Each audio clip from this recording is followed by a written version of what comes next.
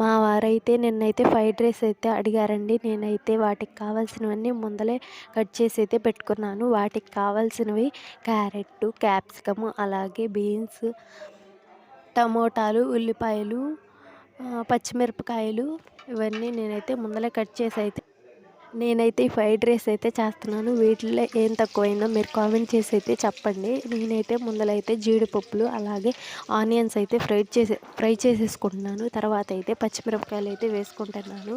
వేసుకున్న తర్వాత క్యారెట్ అలాగే బీన్స్ అయితే ఉడకాలి కాబట్టి వాటిని కూడా వేసి కొద్దిగా సాల్ట్ అయితే వేసుకుంటున్నానండి.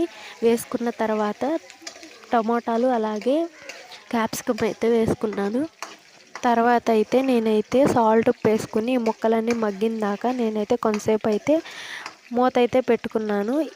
ఒక విషయం అయితే చెప్తాను. మా చెల్లి అయితే ప్రతి ఒక్క వీడియో అయితే చూస్తుందంట. మా హస్బెండ్ కూడా ఒక విషయం అయితే గమనించాడు నా వీడియోలో.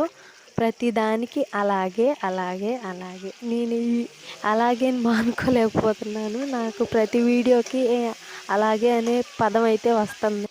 ఈ పదం ఎందుకు వస్తుందో కూడా నాకు తెలియదు. ఆటోమేటిక్గా అయితే నేనైతే ఈ పదాన్ని అయితే యూజ్ చేస్తున్నాను. అలాగే నేను ఇప్పుడు కూడా మళ్ళీ అలాగే అని అంటున్నాను. మా చెల్లి మా హస్బెండ్ అయితే కామెడీగా అయితే చేస్తున్నారు ప్రతి వీడియోని.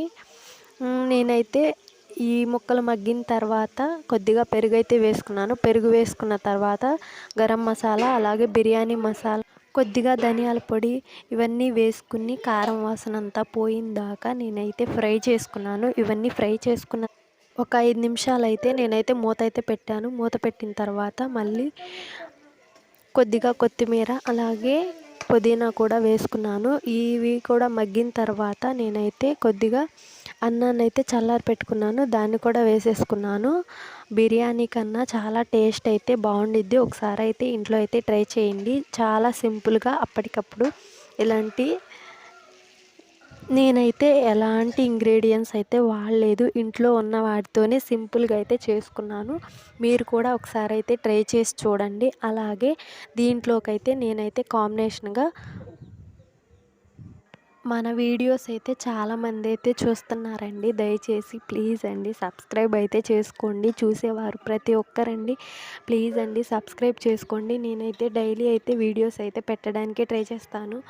అలాగే చిన్న లైక్ కూడా ఇవ్వండి. లైక్ చేయడం వల్ల ప్రతి ఒక్కరికి మన వీడియోస్ అనేది షేర్ అవుతాయి. అలాగే సబ్స్క్రైబ్ మాత్రం చేసుకోవడం అస్సలు మర్చిపోవద్దు.